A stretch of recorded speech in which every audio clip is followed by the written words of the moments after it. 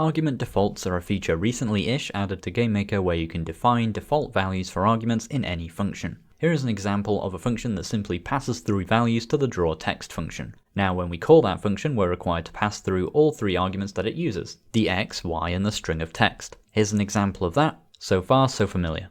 But what we can do now is set a default value to those arguments, like this.